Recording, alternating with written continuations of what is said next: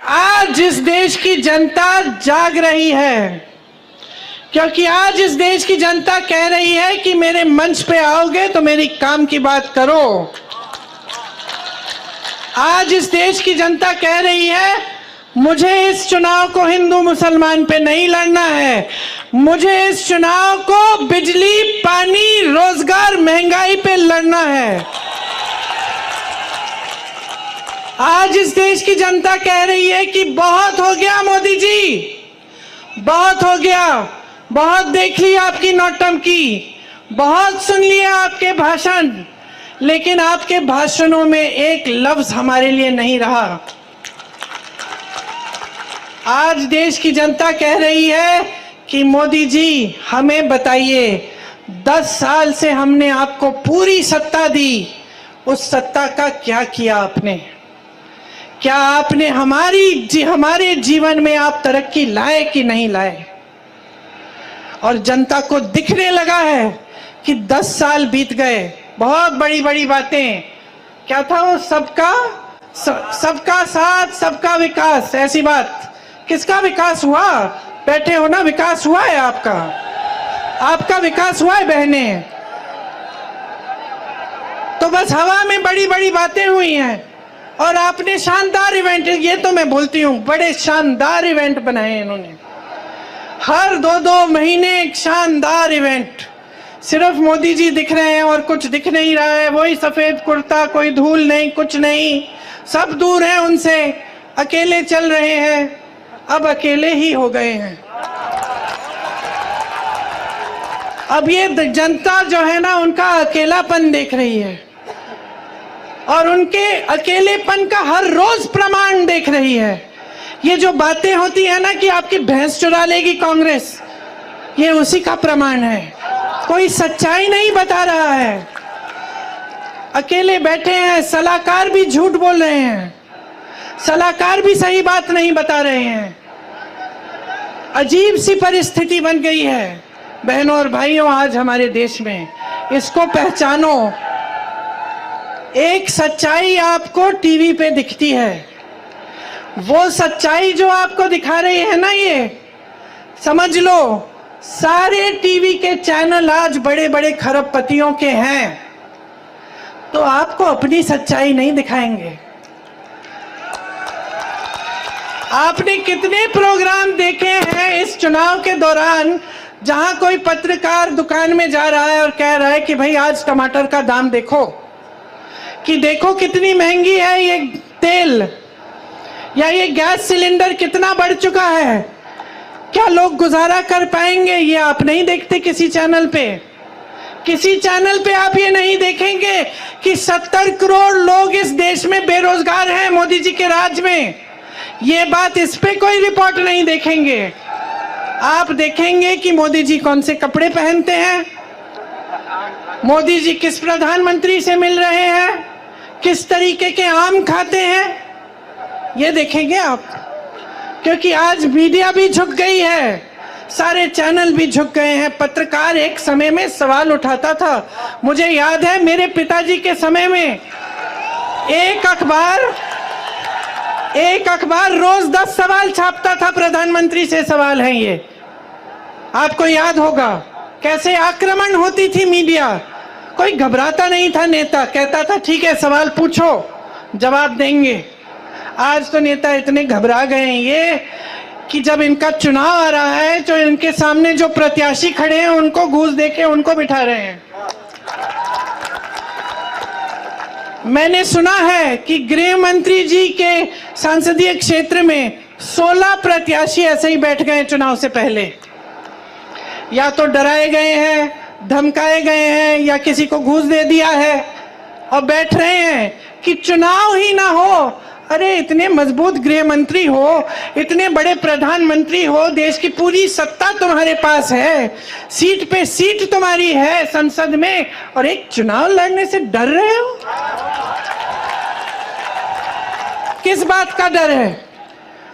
खड़ा करिए 100 प्रत्याशियों को, हराइए उनको। यही तो चुनाव होता है, यही तो लोकतंत्र होता है। मंच पे खड़े होकर लोगों को झूठ बोलना नहीं होता है, मंच पे खड़े होकर जे फूले फले और जनता खाई में रहे, ये लोकतंत्र नहीं है। तो मैं यहाँ किस लिए आई हूं? मैं यहाँ इसलिए आई हूं कि आपको मैं बताऊं कि आप इन नेताओं को जवाबदेही बनाओ, वो पुरानी परंपरा वापस लाओ, वो पुरानी परंपरा वापस लाओ सरदार पटेल जी की, महात्मा गांधी जी की, जिसमें नेता जनता को पूजता है, जनता को भगवान मानता है, जनता को डराता धमकाता नहीं है, जनता को खाई में नहीं छोड़ता, जनता के आंसू पोंछता है, उसकी नई नई समस्याएं पैदा नहीं करता ताकि और आंसू बहाए। समझ लीजिए, जो संविधान ने आपको दिया है, जो वोट का अधिकार है, वो एक बहुत बड़ा औजार है आपका। हल्के में मत लीजिए इस औजार को। आज भाजपा ने एक और काम किया है, बड़ा काम। अपनी पार्टी को सबसे धनवान पार्टी बनाया है पूरी दुनिया में। आज पूरी दुनिया में सबसे पैसे वाली पार्टी कौन सी है? एक रिपोर्ट आई है, मुझे मालूम नहीं कि कितनी सही है, लेकिन लगभग मुझे लगता है कि सही होगी। 60,000 करोड़ रुपए इन्होंने खर्चे हैं। किस पे? आपके नालों को ठीक करने के लिए नहीं, आपकी टूटियों में पानी लाने के लिए नहीं, आपकी सड़कों की मरम्मत में नहीं, आपके कारोबार में नहीं, आपकी खेती को ठीक करने में नहीं, ये जीएसटी हटाने में नहीं, अपनी पार्टी के लिए, अपनी पार्टी को मजबूत बनाने के लिए बड़ी बड़ी इमारतें बनाई हैं हर जिले में। इनके जो ऑफिस हैं, इतने बड़े बड़े बड़ी बड़ी इमारतें, सबको थोड़ा थोड़ा वेतन दे रहे हैं, जो भी उनके लिए काम कर रहा है उनकी पार्टी के लिए। कोई मुफ्त में नहीं करता। यहाँ हमारे बेचारे सेवा दल के जो कार्यकर्ता हैं और जो कांग्रेस के कार्यकर्ता हैं, इनसे पूछो ये जनता की सेवा करते हैं तो मुफ्त में करते हैं या इनको वेतन देते हैं? हम बदनाम किया हमें और सबसे अमीर पार्टी बन गए वो। कहते हैं कि आज तक उन पे भ्रष्टाचार का कोई आरोप नहीं लगाया। कैसे लगाएंगे? कैसे लगाएंगे? ये जो मीडिया जो हर रोज आरोप लगाती थी हमारी सरकारों पे, ये तो झुक गई एकदम।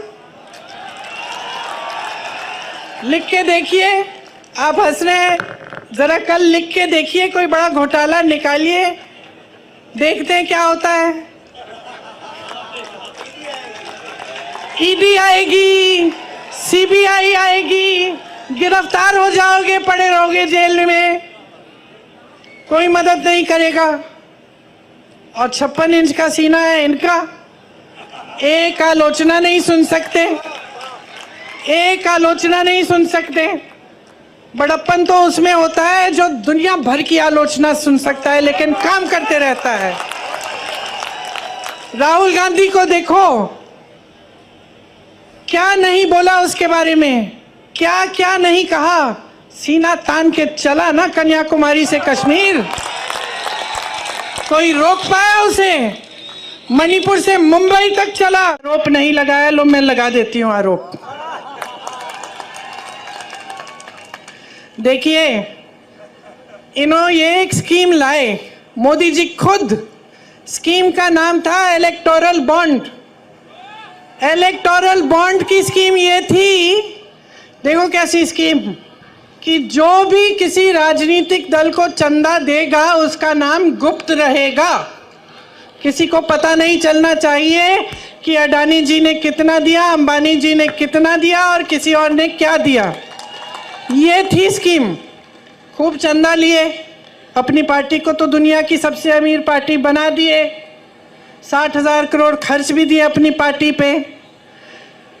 अब किसी ने केस डाल दिया तो सुप्रीम कोर्ट में केस आया, न्यायाधीशों ने देखा, कहा ये तो बड़ी गलत स्कीम है। राजनीतिक दल जनता की सेवा का काम करता है, उसे जो चंदा देता है उसका नाम तो पारदर्शी होना चाहिए, जनता को मालूम होना चाहिए कि भाई देश के प्रधानमंत्री हैं। इतनी स्तरविहीन बातें, आपने देश का प्रधानमंत्री चुना ताकि देश का सम्मान रखें, पूरा देश देखे कि ये हमारे प्रधानमंत्री हैं, ये अच्छी सुलझी हुई बातें करते हैं, सभ्य बातें करते हैं, क्योंकि यही हमारी देश की सभ्यता रही है। हम अपने बड़ों को देखते हैं और हम कहते हैं कि देखिए कितने सभ्य हैं, आदर देते हैं। लेकिन अब हमारे प्रधानमंत्री आपके सामने झूठ तो बहुत बोलते हैं, लेकिन अब तो फिजूल की बातें करने लग गए हैं। पहले झूठ तक सीमित था, अब अजीब अजीब सी बातें। आपकी 2 भैंसें हैं तो कांग्रेस 1 भैंस चुरा लेगी।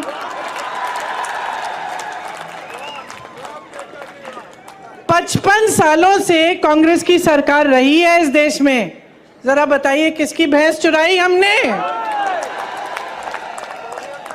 किसी की गहने चुराए? किसी के मंगलसूत्र पे आंच आने दी? और आज हम आपके घरों में एक्सरे की मशीन, सबसे पहले तो ये बताएं कि कैसी है भाई ये एक्सरे की मशीन जो मंगलसूत्र निकाल के ढूंढती है? मैं भी देखना चाहती हूँ, कुछ ऐसा है भी इस दुनिया में? और अब हम आकर आपके घरों के अंदर चोरों की तरह आपके भैंस चुराएंगे, आपका सोना चुराएंगे। क्यों? क्योंकि उनका वो पुराना जो रट है वो चल नहीं रहा है।